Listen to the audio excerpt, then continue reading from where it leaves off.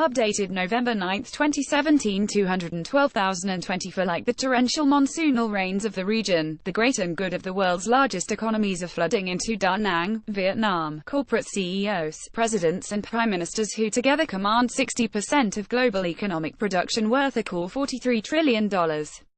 As they do every year for the APEC summit, the leaders have rushed into another resort city ferried by their Air Force jets, with legions of bureaucrats, advisors, security protection, and media in tow.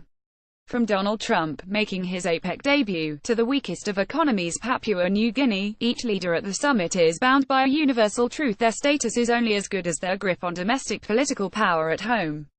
So it is that Malcolm Turnbull enters his third APEC summit on shakier ground than any other. In the Philippines in 2015, he basked in the glory of nascent prime ministership. In Peru last year, he enjoyed the cash that an election victory brings, albeit by the narrowest of margins. Now, in Da Nang, he represents one of the Asia-Pacific's oldest democracies, and one whose parliament is uniquely at risk of disintegration because of its own constitution. Crisis is the word Mr. Turnbull used before boarding his plane, describing the dual citizenship drama that threatens to cut a swathe through the 45th Parliament. Alone on the world stage, if they understood it, the other 20 APEC leaders at the summit table in Da Nang might sympathise with Mr. Turnbull, but few could truly appreciate how awkward it is to be an Australian Prime Minister overseas this week. None of them rule by a one-seat majority, not even the latest of leaders, New Zealand's Jacinda Ardern.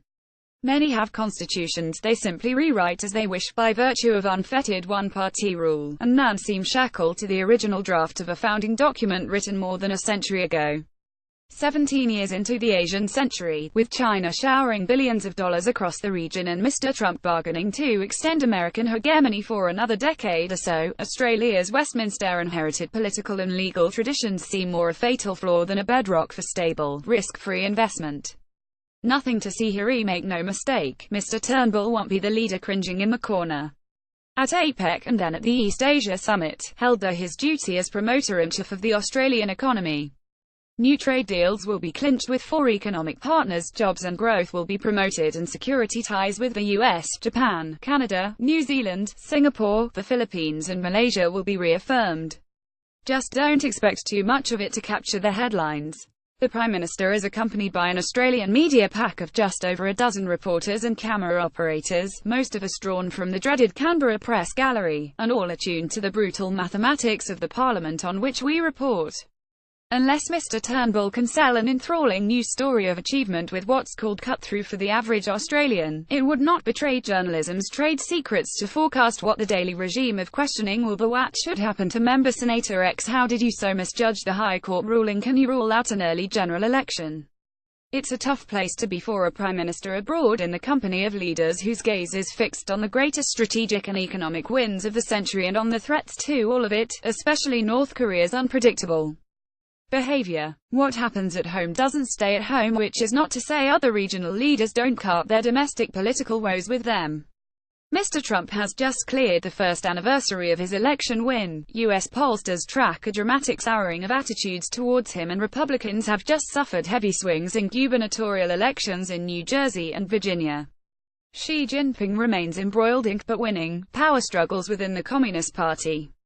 Even Canada's Justin Trudeau seems to have lost some of the electoral gloss that helped sweep him to office in 2015. Compared to this, Mr. Turnbull would give more than a penny to suffer their political travails at the APEC summit. His office had mapped out an ambitious crescendo to 2017, settling same-sex marriage law, locking in new trade deals, refreshing the ministry and delivering strategic plans for foreign and security policy.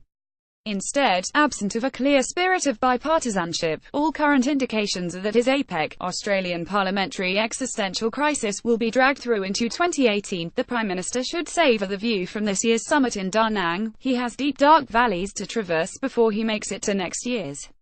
Topics: Turnbull Malcolm, APEC Economic Leaders Meeting, Government and Politics, World Politics, Australia. First posted November 9, 2017 210,728